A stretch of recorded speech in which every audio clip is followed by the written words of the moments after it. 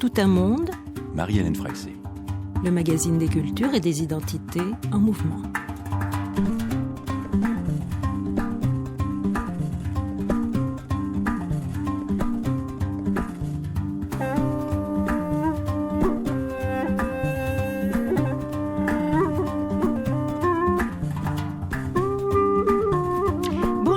Elles sont musulmanes, elles se revendiquent comme telles, mais elles se déclarent aussi féministes.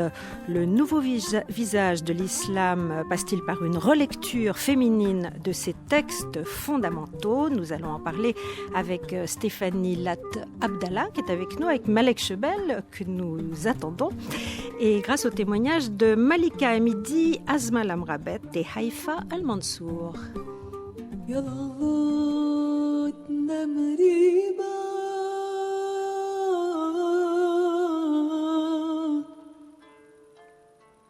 يلا يجيها النوم يلا تجيها العوافي كل يوم بيوم يلا تنام لنبح لجوز الحمام اي يا حمام لا تصدق روح يا حمام لا تصدق بضحك علي ما لا تنام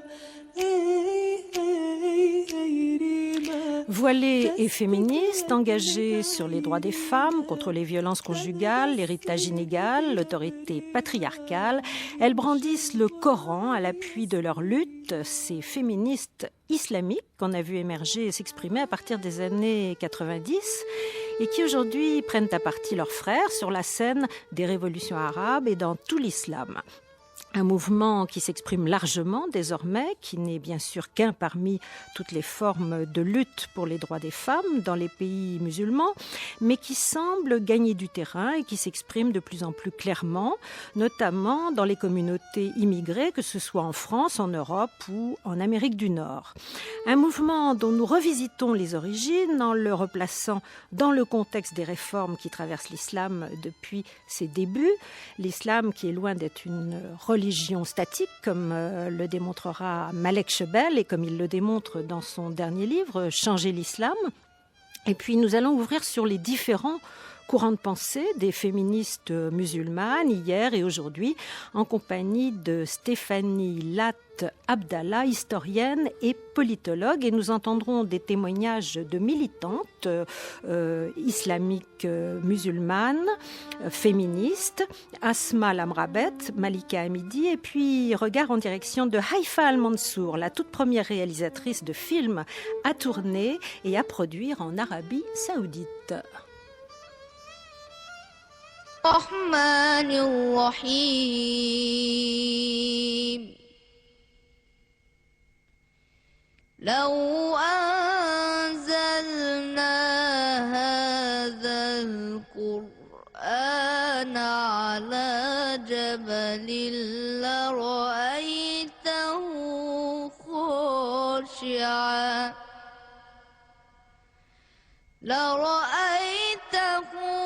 خاشعا متصدعا من خشية الله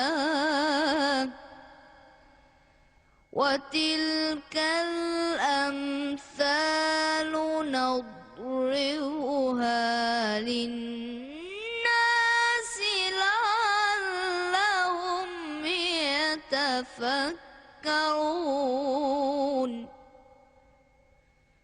هو الله الذي لا إله إلا هو Alors un islam qui dans cette émission n'apparaîtra pas statique, en particulier en ce qui concerne la famille et les mœurs, et des femmes qui s'expriment sur la scène publique. Bonjour Stéphanie Latte Abdallah. Bonjour. Vous êtes historienne, politologue, vous êtes chercheur à l'Institut de recherche et d'études sur le monde arabe et musulman à Aix-en-Provence, l'IREMAM. Et voici Malek Chebel qui nous rejoint.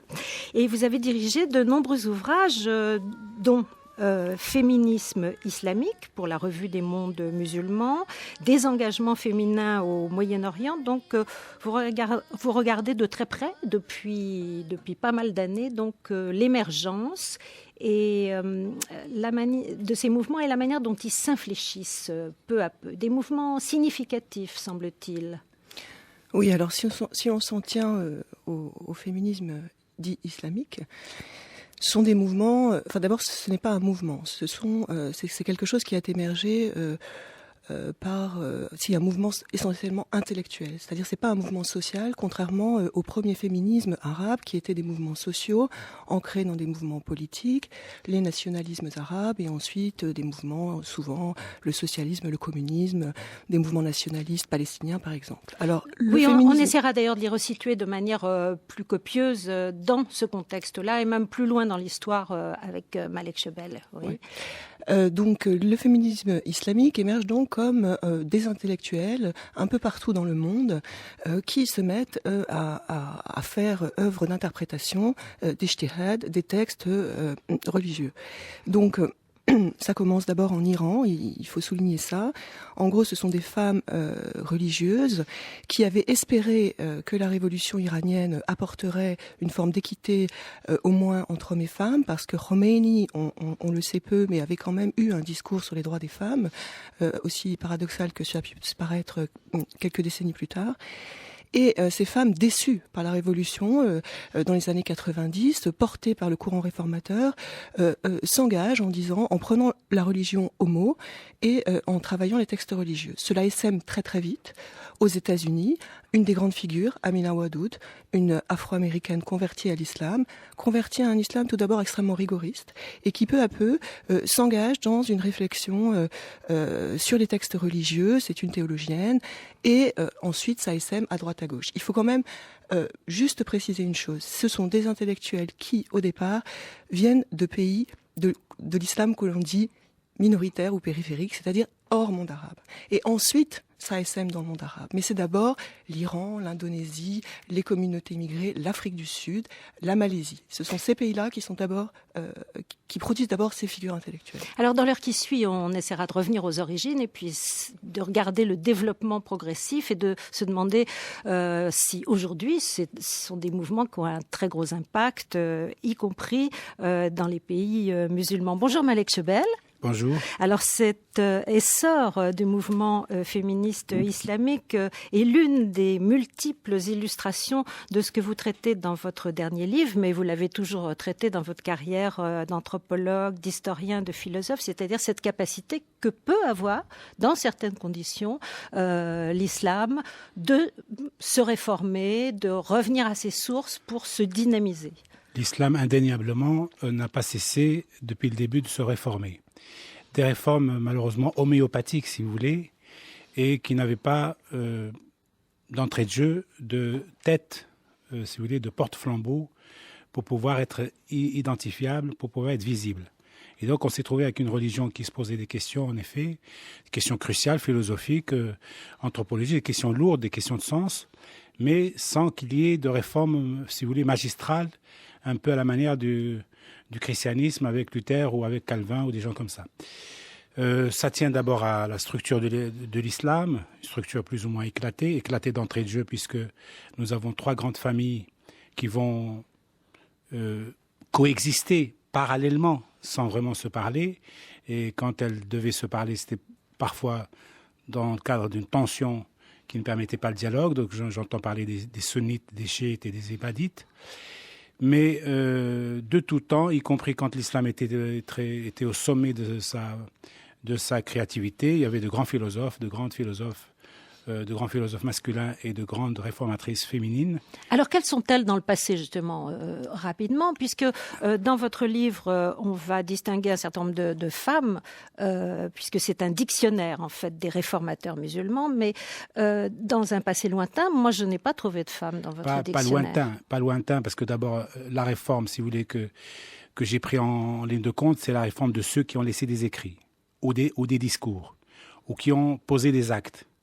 Donc tous ceux qui ont été réformateurs dans leur coin, dans leur région, sans avoir laissé de discours, sans avoir laissé d'écrits, ne figurent pas ici, si vous voulez, de manière directe. Ça peut figurer de manière indirecte. Mais j'ai noté pour vous, pour cette émission, qu'il y avait au moins 18 grandes féministes réformatrices. Quand on dit réformatrices musulmanes, forcément, la part féministe est énorme dans cette identité. Et notamment, si vous voulez, parmi les premières, Adivar Khalidé, qui, à la fin de l'Empire ottoman ou à la fin du XIXe siècle, a mené une véritable réforme à son niveau. Oui, c'est ça, c'est l'époque dont on va parler tout à l'heure, de la Narda, la réforme Exactement. post-ottomane. Et donc, contrairement aux réformatrices musulmanes, si vous voulez, actuelles, les réformatrices arabes ou ottomanes sont de l'islam central. C'est essentiellement des Égyptiennes qui ont mené le combat. Alors, on va revenir à ça tout à l'heure. Je vous propose tout de suite d'écouter un témoignage justement d'une femme qui se revendique de ce féminisme islamique. Et vous parlez d'elle d'ailleurs, Stéphanie Latabdallah, dans l'un des ouvrages que vous avez coordonnés. C'est une femme qui est très écoutée aujourd'hui. Elle habite Rabat, elle est avec nous en ligne, elle est médecin. Elle est fondatrice d'un groupe important aujourd'hui qui s'appelle le Groupe international d'études et de recherche sur les femmes en islam. Elle a publié Le Coran et les femmes, et elle nous parle justement de la possibilité de relecture de certains versets du Coran par ces féministes musulmanes et comment ce travail d'exégèse donc peut être mis au service de la réforme de la société marocaine. Est-ce que vous pouvez nous donner un exemple de ça, par exemple, d'une relecture d'une partie précise du Coran sur laquelle vous portez, vous, une analyse différente de l'analyse traditionnelle? Écoutez, il y en a plusieurs. Il y a sur la polygamie, par exemple, le texte et il y a plusieurs versets, mais il y a un verset fondamental qui pratiquement interdit la polygamie et qui a été après relu par les juristes comme étant un droit de l'homme. Alors que ce n'est pas vrai, c'est la monogamie qui est la norme dans le message spirituel. Vous avez par exemple l'héritage qui est au cœur maintenant justement des revendications des féministes au Maroc, avec toute la constitution qui a stipulé l'égalité, où on a encore la demi-part de l'héritage, où il y a plusieurs versets qui sont en faveur d'une part égale, mais où on s'est focalisé sur un verset qui était même pas une recommandation, mais qui était un constat de l'époque, bien sûr, où la fille qui héritait de la demi-part, c'était vraiment une avancée par rapport à la civilisation humaine entière, et c'était parce que justement le frère était supposé subvenir aux besoins.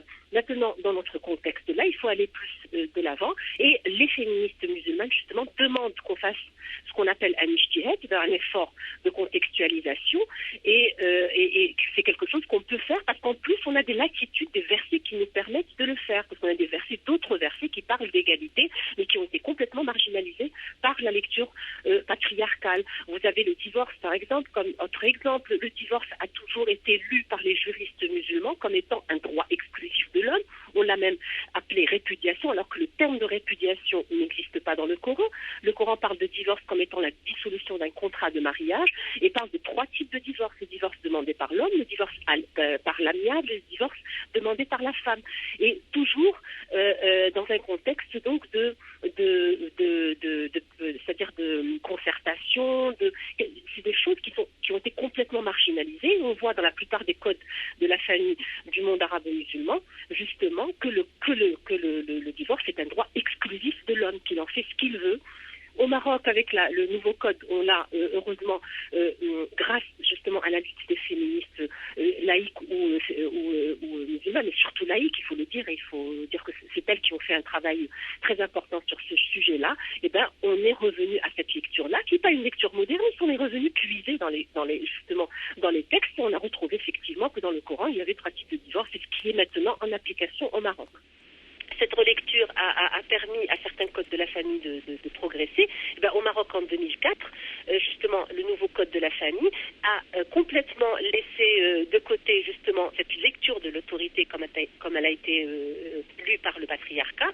Et donc, l'article 1er, justement, du mariage au Maroc, dans le nouveau code, parle de co-responsabilité des hommes et des femmes dans le mariage et ne parle plus de l'homme comme étant chef de la famille, alors que c'est quelque chose qui est encore en cours dans la majorité des pays arabo-musulmans, en dehors du Maroc et de la Tunisie. Asma Lamrabet, au Maroc, une action comme la vôtre ou comme celle du groupe international d'études et de recherche sur les femmes en islam que vous avez fondé, est-ce que cela vous vaut de l'hostilité, voire parfois une prise de risque pour vous?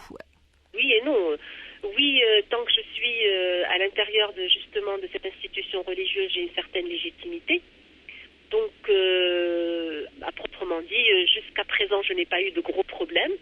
Mais je pense que quand on justement s'attaquera à ces choses-là de façon un peu plus radicale, surtout pour le droit à l'héritage égalitaire, qui est quelque chose de très tabou encore même au Maroc, je pense qu'on peut avoir de l'hostilité et on commence à la sentir. Oui, je commence à sentir cette hostilité. Oui. Et comment comptez-vous acheminer donc cette loi sur l'héritage? Il faut aller jusqu'au bout. Hein.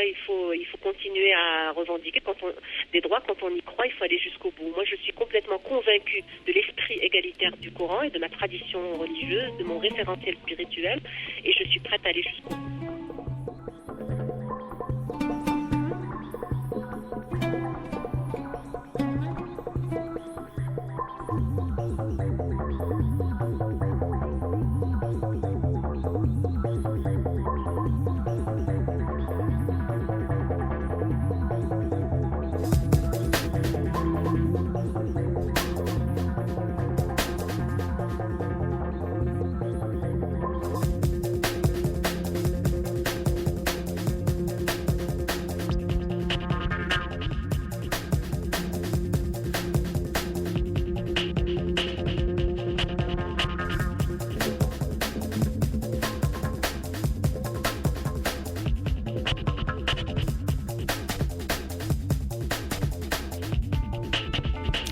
Musulmane et féministe, vous écoutez Tout un monde sur France Culture. Nous écoutions à l'instant Asma Lamrabet, donc au téléphone depuis Rabat, et nous sommes ici en studio avec Stéphanie Latte Abdallah, historienne, politologue, et Malek Chebel, anthropologue, philosophe. Alors je me tourne vers vous, Malek Chebel, parce que vous avez beaucoup étudié donc le Coran, ses possibilités d'être interprété, et je voudrais qu'on vienne donc à ce texte fondamental et peut-être au hadith aussi, pour voir si véritablement il y a une possibilité de relecture de ce texte, puisque c'est ce que veulent faire les féministes islamiques. Elles disent, on prend le texte et on l'interprète différemment. Le Coran, je le connais bien pour l'avoir traduit, et je le connais aussi autrement, si vous voulez, à travers les travaux que j'ai menés sur la sexualité et sur la place de la femme et de l'homme dans cet univers. Je pense que si les femmes voulaient réformer le Coran en le recontextualisant, elles y arriveraient assez facilement parce qu'il a ces ressources-là. C'est ce qu'elles veulent, c'est pas si elles voulaient, c'est ce qu'elles veulent. Non, j'espère pour elles. De toute façon. C'est ce qu'elles font. Alors, mais si elles l'analysent, si vous voulez, en remettant en question l'interprétation faite uniquement par les hommes au IXe siècle, je pense que là, elles n'arriveraient pas au résultat escompté. Moi, je dis toujours que les femmes musulmanes devraient haïr le IXe siècle. Parce que c'est durant le IXe siècle que tout le code s'était refermé sur elles. Et donc, depuis, elles végètent un peu à l'ombre de l'homme. Mais enfin, en réalité, le Coran ne parle que rarement des hommes et des femmes. Il parle des croyants et des croyantes. Donc, il faut vraiment qu'elles prennent cette perspective-là de la croyance, de la foi, qui donne des droits à la femme autant qu'à l'homme et qui leur permettra, à terme, si vous voulez, de se dégager de tout le carcan vieillot, on va dire patriarcal, ancien, bédouin. essentiellement bédouins. Alors, il y a l'interprétation, Malek Chebel, mais il y a quand même le texte. Alors, moi, je me pose quand même des questions, parce que de deux choses l'une, où on tourne le dos au Coran et on devient une femme qui vit sa vie contemporaine, moderne, et qui pense que les textes, ça fait partie du passé, où on prend le Coran et on le brandit pour libérer les femmes, et on tombe sur la sourate 2, la sourate La Vache, qui dit quand même texto, alors, je ne sais pas si le terme est juste dans la traduction, les hommes ont une prééminence sur elles, autrement dit les femmes. Dieu est puissant et juste. Alors ce terme de prééminence, Oui, par c'est- exemple, peut-être qu'en arabe, il Oui, ne non, veut non. pas dire la même chose. Qawamun ala nisa, non. Ça peut être tout simplement prééminence juridique, ça peut être prééminence économique, ça peut être prééminence, si vous voulez, politique ou philosophique, j'en sais rien. Enfin bon, ça renvoie À une hiérarchie, quand un même. statut. Non, mais ça renvoie à un statut très particulier, celui de la femme en Arabie au 7e siècle, et que moi je n'y vois pas du tout un lien à Dieu là. Ça, c'est un lien interpersonnel, révisable à tout moment. Et donc, l'ijtihad qu'on devrait mener, c'est précisément d'établir quelles sont les règles du Coran qui sont immuables, qui renvoient à Dieu, et les règles qui établissent tout simplement une relation éventuellement harmonieuse entre les hommes et les femmes en temps et en lieu. Moi, je dis très clairement que tous les versets qui lient les personnes entre elles doivent être révisés tout le temps et partout. Et partout. En revanche, il y a d'autres règles que peut-être il n'est pas nécessaire d'y toucher. Ce sont les règles de la foi qui font le lien à Dieu. Ça, c'est le type de règles même que nous devons reconfigurer, réanalyser, réinterpréter en tout temps et en tout lieu. Et quand on dit, quand vous avez répudié vos femmes et qu'elles ont atteint le délai fixé, reprenez-les d'une manière convenable ou bien renvoyez-les décemment. Alors souvent les féministes islamiques disent, on ne parle pas de répudiation dans le Coran. Ben si, vous répudiez c'est la vos répudiation femmes. au sens ancien du terme, dans le sens où la femme n'avait pas... c'était l'homme qui répudiait la femme. C'est dans toutes les règles matrimoniales anciennes, c'est pas seulement l'islam. La femme n'avait pas de poids à ce niveau-là, à ce moment-là. Mais depuis, elle a acquis, Dieu merci, beaucoup plus de poids et d'envergure pour ne pas être répudiée. Maintenant, à la place du mot répudiation, il y a toujours, pratiquement, à part dans les théocraties, le mot divorce. C'est le divorce, et souvent le divorce à l'amiable, qui prévaut à la répudiation. Alors, dans l'argumentation des féministes islamiques, là, je me tourne vers Stéphanie Latabdallah, puisque vous êtes une historienne de ces mouvements. On peut quand même trouver un petit peu acrobatique de vouloir partir d'un texte comme ça en faisant un outil de transformation du statut de la femme. Alors moi, je souscris complètement à ce que vient de dire Malek Chebel. Je pense que, bon, déjà, il y a plusieurs choses. Toutes les féministes, et moi c'est pour ça que je préfère la terminologie féministe islamique et non pas musulmane, parce que musulmane, ça renverrait à une dimension sociologique. On peut être sociologiquement musulman sans être pour autant pratiquante ou vouloir s'inscrire dans la foi. Donc ce sont des femmes qui, en général, pas toutes, mais en grande partie, s'inscrivent dans la foi. Elles sont pro-foi. Donc, en gros, elles se disent, pourquoi moi, en tant que femme croyante, serais-je exclue de ma religion pour des motifs qu'elle serait sexiste? Surtout que souvent, c'est le seul moyen c'est ce que nous expliquait Asma Lamrabet, en pays musulman, c'est souvent le seul moyen de faire avancer les choses. C'est loin d'être... à l'intérieur de la religion. Non, c'est loin d'être le seul moyen, dans la mesure où les mouvements féministes séculiers ont été forts et puissants de longue date.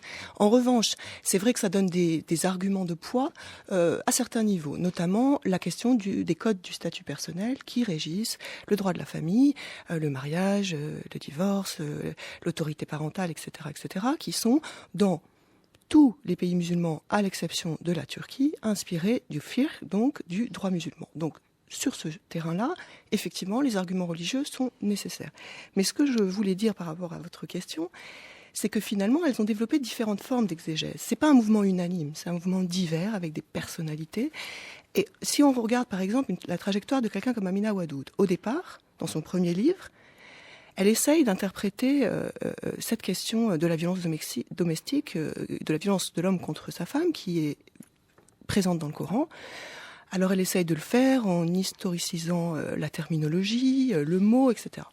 Au bout d'un moment, elle arrive au bout de ce type d'interprétation, bien que ça lui serve un temps. Et en 2006, dans son nouveau livre « Inside the Gender Jihad », là, elle change d'optique et elle dit, par exemple, même par rapport à la sourate Al-Nisa qu'il évoque, la sourate sur les femmes, qu'elle n'a pas réussi à l'interpréter de manière satisfaisante. Par contre, et là je renvoie à ce que disait Malek Chebel, qu'est-ce qu'elle fait? Elle distingue effectivement les fondements de la foi, etc., de tout ce qui régit les rapports entre les êtres humains, les mu'amalat. Et donc, à partir de là, elle dit que finalement, elle se base donc sur l'esprit du message, du texte, en remettant en question ça et en disant que ça ne correspond pas aux conceptions contemporaines de la justice et de l'égalité telles qu'elles sont perçues. Et donc elle dit non, elle réfute. Mais alors qu'est-ce qui va rester du texte si on est comme ça sélectif? Mais il en reste tout, mais attendons-nous de la Bible de voir la mer Rouge s'ouvrir? Non. Moi non, mais... Bon, voilà, donc on est un petit peu dans le même cas de figure, d'une certaine manière. Malek Chebel? Le Coran, si vous voulez, c'est un livre complexe et riche, et qui est suffisamment fort et, si vous voulez, nourri de l'intérieur pour résister sur les 14 siècles précédents qui, pourtant, il a été contesté et remis en question de nombreuses fois, donc il en restera la quasi-totalité, voire même la totalité tout court, puisque de toute façon, dès lors que l'on se situe dans le cadre spirituel, nous avons un Coran éternel. Dès lors qu'on se situe dans un cadre social, de transformation, de réforme politique, de contestation de l'ordre établi, là, on n'est plus dans le Coran, mais on n'est plus dans le Coran. Mais en même temps, cette attitude rejaillit immédiatement sur la compréhension des textes et les reformate en quelque sorte dans la perspective nouvelle, dans la perspective moderne. Mais alors dans quelles instances, Stéphanie Latabdallah, puisque vous regardez de près les sociétés musulmanes, les femmes peuvent venir faire ces exégèses coraniques? Quels sont les lieux où elles sont accueillies pour ce type de débat? Alors elles ne sont pas accueillies au départ. Ou dont elles forcent la porte. Voilà, donc au départ, en fait, ce sont des intellectuelles, des théologiennes, ce sont des femmes avec des formations et des cursus assez hybrides, d'ailleurs, tout comme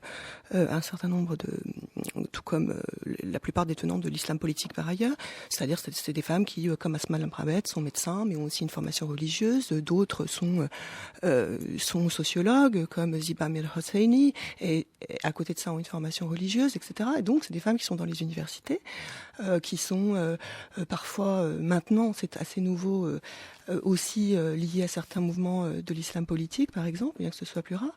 Et donc, elles essayent en revanche de se frayer un chemin. Maintenant, c'est un peu la deuxième étape de ce féminisme islamique, post-2000, 20 ans après, parce qu'on est quand même 20 ans après. Donc ça va doucement, mais ça avance quand même. Donc c'est comment influencer durablement la sphère religieuse et la sphère religieuse du juste milieu, c'est-à-dire la sphère religieuse, ce qui influe sur tout le monde. Et là, ça se passe à différents niveaux. Je donnerai alors l'exemple de Asma Lamrabet est très important puisque elle travaille avec la Ligue des oulémas du Maroc et elle a une vraie place maintenant dans un travail conjoint de relecture avec des savants reconnus. Donc elle a avancé de ce point de vue. En Indonésie, c'est extrêmement fort aussi dans le sens où en fait, les théologiennes enseignent dans les universités publiques. Elles ont des centres d'études sur le genre. En Malaisie aussi. Donc elles diffusent cette pensée. Elles ont développé quelque chose, le fiqh al-nisa, le droit des femmes, en gros, droit islamique des femmes. Donc il y a un certain nombre de lieux où ceci avance. En Europe aussi, quand on pense, il y a un certain nombre d'associations qui promeuvent, par exemple, l'imama des femmes, etc. Donc il y a des avancées, mais qui sont, qui sont fragmentaires et mais en même temps, et c'est là où notre monde globalisé est quand même important dans la diffusion de ce courant de pensée, c'est que ça dialogue par Internet, il y a des réseaux transnationaux qui se construisent, il y a la Junta Islamica en Espagne, il y a le réseau Moussawa, qui veut dire égalité, qui travaille justement sur ce concept de Kawama et qui essaye de le déconstruire pour qu'il ne soit plus ce que vous en avez lu. Et donc en fait voilà, il y a toute une série de mouvements en cours. قام مجهولون باعتلاء تمثال أم كلثوم المتواجد بميدان الثورة بمدينة المنصورة ووضعوا نقابا على وجه التمثال ما أثار غضبا كبيرا بين أهالي المنصورة والمعتصمين الموجودين بالميدان لما تمثله أم كلثوم من قيمة للمصريين جميعا. يذكر أن التمثال أهدته وزارة الثقافة لمدينة المنصورة تخليدا لذكرى أم كلثوم لانتمائها إلى قرية طما الزهايرة التابعة لمركز السنبلاوين بمحافظة الدقهلية. وقد وضع التمثال على رقعة خضراء أمام مبنى محافظة الدقهلية. يشار إلى أن التمثال تم وضع النقاب عليه بعد رسم أما الأمر طبعه من طبع السكون.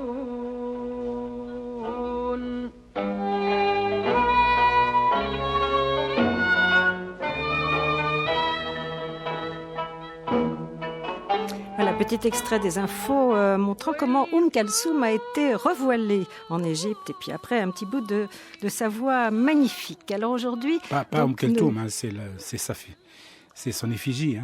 Oui, non, mais là, oui. on entend ça. Ah bah bien sûr, oui, effigie, sa statue. Sa statue, voilà.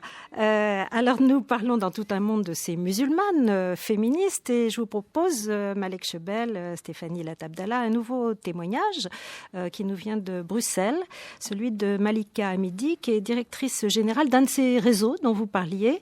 Elle est directrice du think tank European Muslim Network et elle est membre du colloque international des musulmans de l'espace francophone. Malika Hamidi. Le Coran, en tant que texte, le Coran a été une révolution dans la vie des femmes de l'époque, et l'interprétation qui est faite et qui a été faite les siècles passés sont effectivement, pour certaines, ont été des interprétations qui ont joué contre la libération des femmes alors que le texte a libéré la femme. Malika Hamidi, vous êtes au cœur d'un mouvement de pensée féministe, musulman, qui se veut transnational. Comment fonctionne ce mouvement féministe musulman ? Écoutez, ce que l'on peut dire, c'est qu'aujourd'hui, on est passé... Alors, dans les années 90, effectivement, il y a eu un petit peu l'élaboration du discours, l'élaboration de la pensée, parce qu'il a fallu structurer la pensée, il a fallu revenir sur des théories féministes, il a fallu revenir sur des paradigmes islamiques. Et aujourd'hui, on est plus, j'ai envie de dire, on est entré dans une ère nouvelle, comme je l'expliquais dans l'article, c'est qu'on est arrivé à la question de la diffusion du discours. Et c'est là, effectivement, où ça se complique un petit peu, puisque faire le lien, on va dire, entre la théorie et la pratique n'est pas une chose aisée, puisque pour beaucoup de féministes musulmanes en Europe francophone, ce qui ressort du terrain, c'est de dire que c'est un discours très élitiste. C'est un discours qui développe un argumentaire que le terrain ici, en Europe francophone, le terrain militant, a du mal à s'approprier. Alors, on n'en est pas au niveau pratique à créer des centres où les femmes peuvent aller plaider pour leurs droits, etc., parce que malheureusement, s'il y a un des points aujourd'hui qui fait... malheureusement grandement défaut, c'est que malheureusement on en arrive à une question d'ordre pratique et financière. C'est-à-dire qu'il faut pouvoir avoir un appui financier que pour créer ce genre de structure. Or, aujourd'hui, la grosse problématique, pour ce qui ressort en tout cas pour les femmes féministes musulmanes sur le terrain, c'est de faire en sorte que tout ce travail soit accepté, avalisé et subsidié. Il faut que l'État et les gouvernements puissent reconnaître ce travail qui est fait, ce travail de fond au niveau intellectuel et au niveau pratique. Il y a besoin de ce soutien-là. Nous, aujourd'hui, quand on travaille, quand on est investi dans une dynamique de femmes musulmanes, une dynamique de féministes musulmanes, on est en train de travailler sur le registre du bénévolat et on se bat pour faire reconnaître tout ce travail de discours, tout ce travail intellectuel. Mais effectivement, il y a un gros problème de reconnaissance au niveau gouvernemental de ce travail de fond qui est fait et qui est d'une certaine manière, j'ai envie de dire, un petit peu ralenti parce qu'il n'y a pas tout à fait cette reconnaissance que l'on attendrait. Moi, quand je parle de la situation, qu'on soit bien d'accord, je suis en train de parler des féministes musulmanes de l'Europe francophone, en France et en Belgique. Aujourd'hui, à ma connaissance, les dynamiques de femmes engagées dans ce processus de réinterprétation des textes et d'engagement pour une égalité entre les genres sur le terrain, il n'y a aucune structure que je ne connaisse qui soit subventionnée, subsidiée ni par les gouvernements français ou belges, ni par les Émirats arabes unis. Il y a une autonomie totale et c'est pour ça que je vous parlais de cette difficulté à ancrer le discours. Vous savez, réformer les mentalités, vous le faites effectivement par le discours, donc on le fait par le biais de séminaires, de conférences, par le biais d'articles, etc. Mais implémenter ces réformes sur le terrain, là c'est une autre affaire. Malika Hamidi, dernière question. Quelle est votre priorité actuelle dans votre combat donc de féministes islamiques vivant en Belgique et en prise sur les réseaux internationaux? Personnellement, je pense que les féministes musulmanes aspirent justement à faire partie de cette cette troisième vague féministe, c'est-à-dire qu'elles aspirent à faire émerger ce féminisme sans frontières, ce féminisme de coalition, puisque le défi c'est bien celui-là, c'est d'être reconnues comme des féministes à part entière, des femmes qui conjuguent leur appartenance nationale, leur islamité, puis ce désir d'être féministe, qu'elles soient acceptées dans le mouvement féministe français ou belge majoritaire, et puis qui s'inscrivent des femmes, donc ce mouvement qui s'inscrit, j'ai envie de dire, dans cette réforme de l'idéologie dominante aujourd'hui, puisque c'est le défi aujourd'hui d'être reconnu et que ce discours de domination à l'endroit des femmes musulmanes puisse cesser. On a beaucoup parlé de la décolonisation de la pratique féministe, puisqu'il y a, d'après mes recherches que j'ai effectuées sur le terrain belge et français, il y a vraiment un rapport de domination entre femmes, et c'est ce qui ressort clairement des féministes musulmanes qui souhaitent vraiment pouvoir développer un rapport d'égal à égal lorsqu'elles désirent se battre pour plus de justice sociale. Mais au-delà de ça, on parle de la décolonisation de cette pratique féministe, mais je parlerai aussi aujourd'hui dans le contexte de l'Europe francophone, et je parle bien du contexte de l'Europe francophone, puisque dans le monde anglo-saxon, la question est déjà dépassée, mais ici, il y a vraiment la nécessité, j'ai envie de dire, de décoloniser aussi la recherche académique en études du genre pour permettre au féminisme islamique d'être reconnu scientifiquement en tant que mouvement d'action et en tant que mouvement de pensée qui a été théorisé par des féministes musulmanes intellectuelles et engagées. Et aujourd'hui, au niveau académique et sur le terrain, c'est vraiment cette décolonisation de la pratique féministe et cette décolonisation aussi, entre guillemets, de la recherche académique avec tout l'apport des théories postcoloniales qui sont d'un grand secours, j'ai envie de dire, dans ce débat.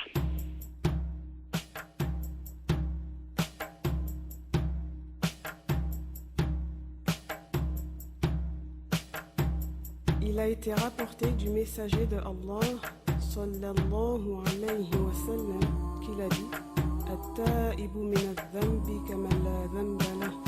On comprend de ce hadith que celui qui se repent d'un péché, Allah lui pardonne et ce péché lui est effacé.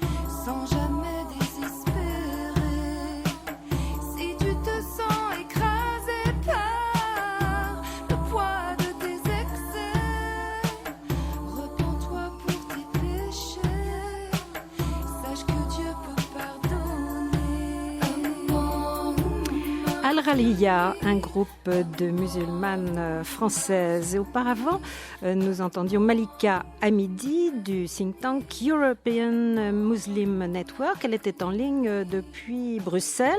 Dans ce studio, Malek Chebel, Stéphanie Lat Abdallah. Donc, nous essayons de situer ce mouvement des musulmanes féministes ou des féministes islamiques, donc dans l'histoire. Alors, peut-être déjà une réaction sur ce qu'a dit Malika Hamidi, ce manque de soutien. Stéphanie Lat Abdallah, apparemment, ces femmes reprochent qu'au fond, personne ne leur permet de développer leur groupe de réflexion, d'avoir un tout petit peu de soutien. Je ne sais pas si personne ne leur permet. En tout cas, dans le contexte européen, il faudrait voir dans d'autres contextes. Il y a un certain nombre de financements qui vont maintenant à ces groupes au niveau mondial. Mais j'ai trouvé très intéressant ce qu'elle a dit et très juste, cette question de l'acceptation par les mouvements féministes français ou belges, européens. C'est vraiment une vraie question. Et bon, moi, travaillant là-dessus depuis quelques années, je l'ai constaté à maintes reprises. J'étais absolument pas entendue quand je parlais de ça au départ. Et je pense que... Mais sur quel point leur tour? Alors justement, les trois points qui posent problème, notamment au féminisme français, qui est encore bien particulier dans sa dimension très laïcarde, si je veux être un petit peu corrosive. Il y a 3 points. Donc cette question de la sécularisation, c'est-à-dire on ne peut comprendre la libération des femmes, entre guillemets, l'émancipation ou les droits féminins que dans un contexte de sécularisation, puisque c'est notre histoire. Et donc on ne peut pas imaginer qu'il puisse avoir des mouvements à la fois séculier, à la fois religieux, parce que c'est ce qui se passe aujourd'hui dans les mondes arabes et musulmans. On n'est pas passé d'un féminisme séculier à un féminisme religieux. On a un féminisme séculier plus un féminisme religieux. Et un nouveau féminisme séculier, on pourra peut-être en parler. Oui. Mais bon, il y a cette question de la sécularisation, centrale surtout en France. Deuxièmement, la question du corps et de la sexualité. L'histoire des mouvements féministes européens, américains, français, c'est vraiment quand même ce rapport au corps et à la sexualité, en disant cette libération sexuelle, l'avortement, etc., etc., etc. Donc, et ça, c'est pas quelque chose qui a été posé d'une manière forte en tant que tel, ni par les féministes séculières arabes, parce que c'est vraiment un impensé du féminisme séculier arabe que cette question du corps et de la sexualité, si, à l'exception de Nawal el-Saadawi, qui a été beaucoup lu, mais peu porté sur la scène publique, ce qu'elle disait. Donc, le fait que les féministes islamiques, comme les autres, ne posent pas ces questions comme centrales, encore qu'aujourd'hui on y arrive, j'y reviendrai peut-être, fait que les féministes françaises notamment ne les prennent pas en compte. Et dans cette même ligne d'idée du corps et de la sexualité, puisqu'évidemment, si on est dans un cadre religieux, on va revendiquer une sexualité dans le cadre du mariage, dans le cadre de ce que la religion permet. Donc, on ne va pas forcément aller au-delà. Quoique, maintenant, il y a d'autres mouvements qui vont au-delà. Puisque les féminismes islamiques se sont en partie associés aux revendications des homosexuels musulmans. Donc, il y a un nouveau champ qui s'ouvre. Et aussi cette question du hijab, du voile, qui aussi pose problème dans notre... Qui est brandi, au fond, comme un symbole de féminisme, souvent. Pas vraiment. C'est-à-dire que parmi les féministes islamiques, certaines sont voilées et le revendiquent, d'autres ne le sont pas. Ou moins. C'est-à-dire, ou le sont sans pour autant le revendiquer. Si je pense à Amina Oudoud, que j'ai relue là ce matin là-dessus, elle a toujours porté le voile, depuis 30 ans, depuis qu'elle s'est convertie. Et au début, elle portait même le niqab pendant 4 ans, c'est-à-dire ce qu'on appelle ici la burqa, le voile facial. Mais elle dit... Si vous pensez que la différence entre le paradis et l'enfer est ce bout de tissu, vous serez très surpris. Donc elle dit, je ne pense pas que ce soit une obligation religieuse, je ne crois pas que ça ait une vertu morale en soi. En revanche, moi je l'ai porté pour des questions qui étaient liées à ma propre perception de mon corps dans le monde, mon rapport personnel à mon corps. Voilà. Mais elle le situe complètement en dehors d'une obligation religieuse. Donc, même parmi elles, si vous voulez, il y a différents points de vue. Mais en tout cas, il est clair que cette question du hijab, en France, fait polémique depuis des décennies. Et ça aussi... Donc, les mouvements féministes islamiques ne sont pas prêts de fusionner avec les mouvements féministes les plus répandus en France, qui se veulent forcément laïques. Il y a quand même quelques liens qui se forment. Moi, j'invite les féministes françaises à honnêtement...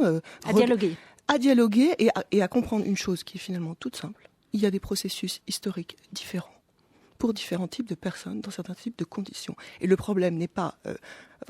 chacun prend le chemin qu'il veut.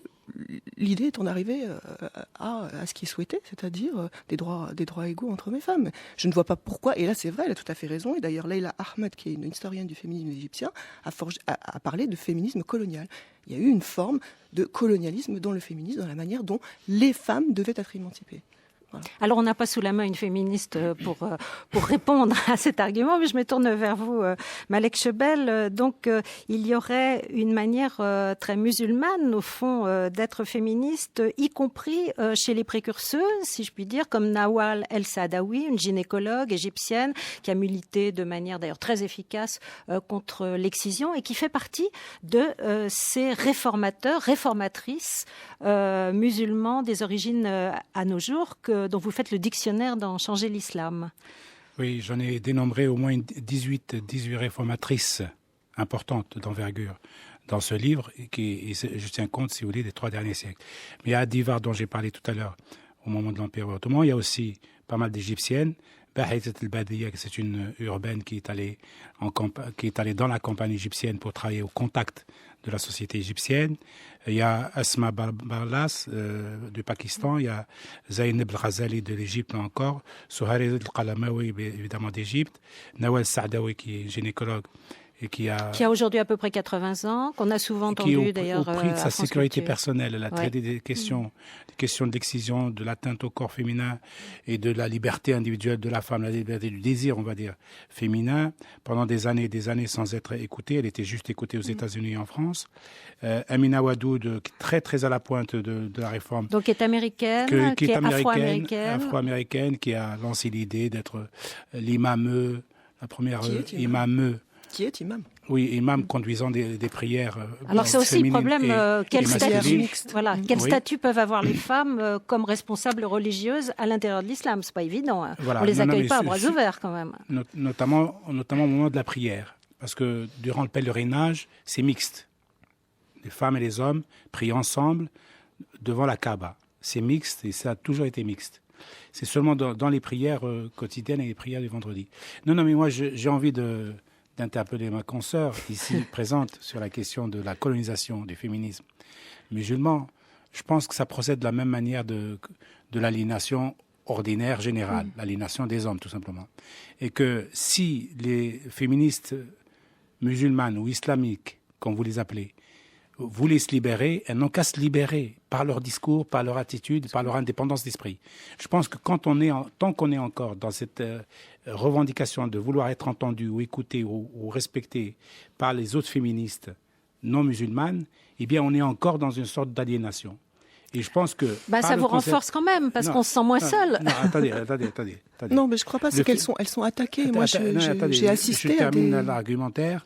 C'est pas d'ailleurs à la charge de ces féministes en question. C'est juste pour montrer les pistes. Parce que moi, je me suis trouvé une fois, venant de la Commission européenne en Espagne, il y avait des groupes de féministes au sens large, dont des musulmanes, qui m'ont interdit de rentrer, juste parce que je suis un homme. Et c'est là le deuxième point que je soulève. La maturité du mouvement féministe fait qu'aujourd'hui, on inclut l'homme dans le combat de l'affranchissement de la femme. Et affranchir la femme, c'est affranchir toute la société. Donc l'homme est inclus dans ce processus d'affranchissement. Si les féministes islamiques continuent à penser le féminisme d'une manière isolée, juste les femmes entre les femmes, pour les femmes et rien que pour les femmes, elles se planteront très nettement. En revanche, elles peuvent atteindre une maturité immédiate, politique, intellectuelle, mentale, philosophique et morale, d'inclure ou de considérer que l'homme n'est pas un ennemi ou un adversaire immédiat dans les médias. Il peut être peut-être un adversaire par ignorance, mais il faut l'éduquer de la même manière qu'on s'éduque soi-même dans le féminisme et de le mettre à ses côtés. Évidemment, si les femmes vont revendiquer un droit strictement pour les femmes aux côtés des gouvernants que nous avons, des gouvernants tous des hommes pour la plupart, ils ne seront pas sensibles à cette revendication parce qu'ils vont considérer qu'elle est très minoritaire, d'autant qu'elle est très intellectuelle et très élitiste. Il y a un certain nombre d'hommes quand même qui viennent dialoguer avec ces féministes islamiques. Moi, j'aimerais que ce cercle d'hommes soit plus agrandi et ça sera dans l'intérêt du féminisme lui-même. Stéphanie Latabdallah, des hommes en face, capables de quelques figures parmi vos réformateurs, Malek Chebel, d'hommes qui ont milité pour la libération des femmes. Les premiers qui ont posé les textes fondateurs du féminisme, ou en tout cas de l'égalité homme-femme et du respect de la femme, ce sont des hommes. Oui, enfin, dans une certaine limite quand même, ils ont posé avec un cadre. Mais c'était, il y a eu des hommes. Je suis désolé, à l'époque où c'était fait, c'était révolutionnaire. Ils le payaient par leur posture doctrinale, par leur... Quelle époque ? De la réforme. Ça commence déjà la réforme, fin 19e. 3 siècles. Même avant la réforme, il y a eu des hommes qui ont parlé de féminisme, enfin de l'égalité homme-femme en tout cas. انت معلم من هذا في عمي هذا عمي هذا ابو شنب كبير عرف على طول شفتي هالشنب ماركه تجاريه مسجله Alors parmi les femmes militantes, féministes, dont la voix se fait entendre parfois dans des pays où c'est pas facile, on va écouter le témoignage de Haïfa Al-Mansour qui vient de sortir un magnifique film qui s'appelle Wajda. Wajda, c'est l'histoire d'une petite fille à Riyad, d'une adolescente qui rêve d'avoir un vélo. Il y a beaucoup d'humour dans ce film. Là, elle discute avec un copain qui a un vélo, lui, puisque c'est un garçon, il y a droit. Et elle arrive à ses fins d'une manière assez drôle, puisqu'elle va aller à l'école musulmane décrocher un premier prix de religion qui va lui donner de l'argent et qui va lui permettre d'acheter le fameux vélo.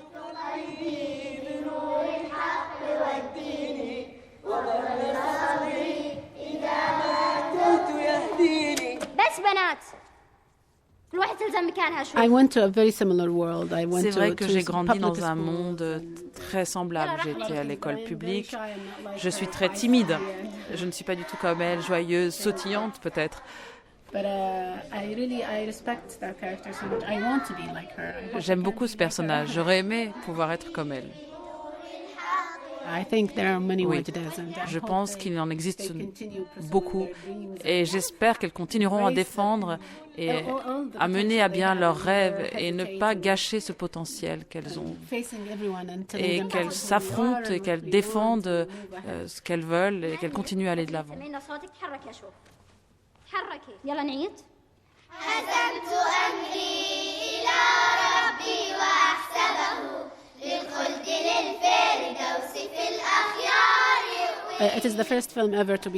C'est donc le premier film à jamais avoir été tourné à Riyad. Donc première difficulté, nous avions une autorisation qui nous avait été donnée et le financement, c'est une coproduction entre l'Arabie Saoudite et l'Allemagne, Razed Film, donc est coproducteur, et également un studio qui est aux mains d'un des princes saoudiens.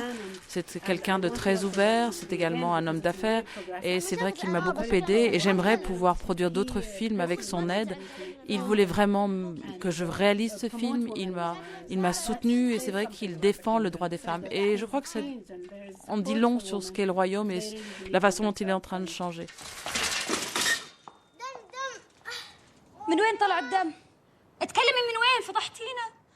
Le film va être présenté à la télévision et en DVD en Arabie Saoudite. Bien évidemment, il n'y a pas de salle de cinéma, donc nous ne pourrons pas le présenter dans les cinémas, mais il passera à la télévision.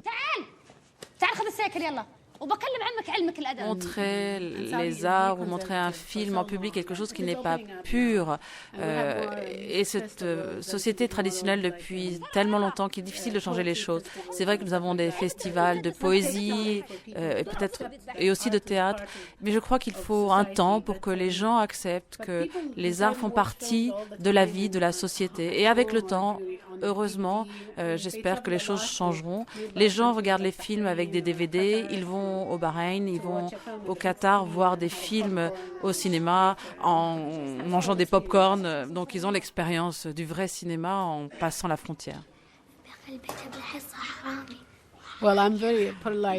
C'est vrai qu'il y a un large débat qui m'entoure. Il y a des gens qui sont en faveur, des gens qui sont contre, qui pensent qu'une femme qui réalise des films va complètement à l'encontre des valeurs. Mais généralement, on me considère comme une femme qui a fait beaucoup de choses pour son pays. Et généralement, vous savez, les gens sont heureux de la façon dont je présente le pays. Et cela fait 5 ans que je défends les couleurs de mon pays à travers mes créations et donc les gens sont plutôt là à me soutenir.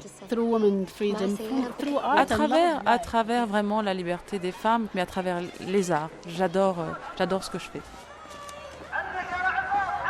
وجدة بكرة تعالي بعباية على الراس ولا بنحجز لك مكان تحت الشمس كالعادة إن شاء الله بالله. Haïfa Al-Mansour, la première réalisatrice saoudienne, au micro de Laure Adler récemment sur France Culture. Haïfa Al-Mansour, à qui on doit ce film très beau, Wajda, dont d'ailleurs notre chaîne est partenaire. Alors venons-en peut-être, puisqu'on va vers la fin de cette émission consacrée donc au féminisme islamique. Demandons-nous avec Stéphanie Latabdallah, Malek Chebel, aujourd'hui, de quelle manière ce féminisme islamique, qui est une partie, une catégorie à l'intérieur du féminisme musulman, peut aujourd'hui être entendu à la faveur des révolutions arabes. Est-ce que, par exemple, dans les mouvements de l'islam politique, ces femmes sont entendues avec leur argumentation féministe? On n'a pas toujours ce sentiment-là, Stéphanie Latabdallah. Ah oui, à juste titre. C'est assez complexe. On va dire que jusqu'à il y a 5-6 ans, l'islam politique, ou disons une décennie pour être un peu plus large, l'islam politique n'entendait pas du tout le féminisme islamique et le féminisme islamique ne naissait pas du tout de l'islam politique. À part d'une filiation plus large, mais en tout cas pas dans les faits. Bon, maintenant, depuis 5-6 ans, une dizaine d'années, on va dire qu'il y a un certain nombre d'actrices de l'islam politique qui se sont tournées vers le féminisme islamique ou qui ont mis en œuvre des arguments similaires. Ce sont, on va dire, des personnalités ici et là.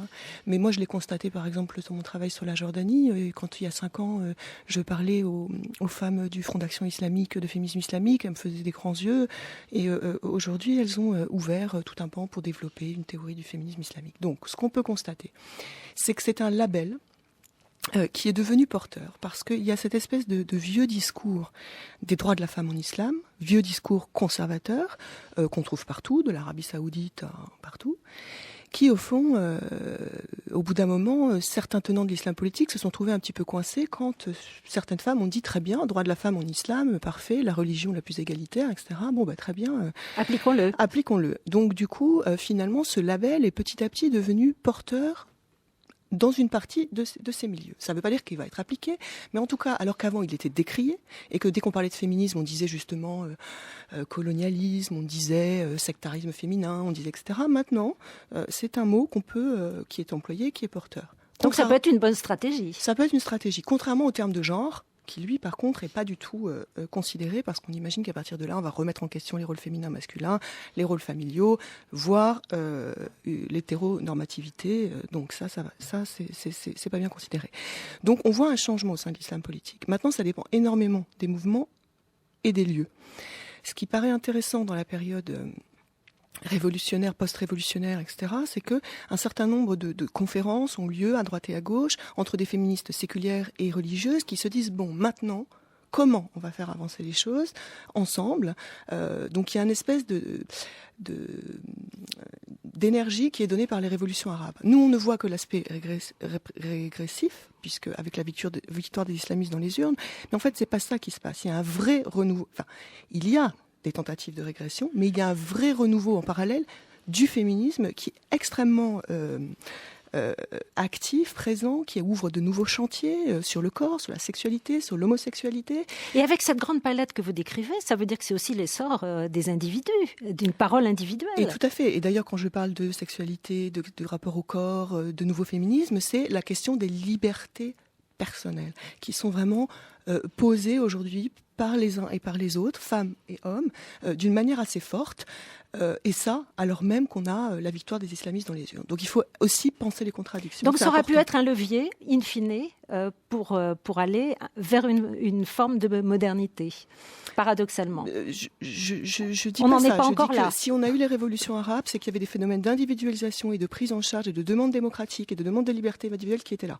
Donc ça veut dire qu'actuellement, par exemple, le féminisme islamique ou très musulman ne peut pas s'associer avec les démarches des gender studies, par exemple. Il y a une coupure radicale. Alors là, je me tourne vers Malek Chebel, il va falloir qu'on conclue, mais finalement, l'islam, alors là, est quand même très très mal à l'aise par rapport à l'homosexualité, par exemple. Il y a eu un mouvement qui a émergé récemment, des musulmans homosexuels de France. Oui.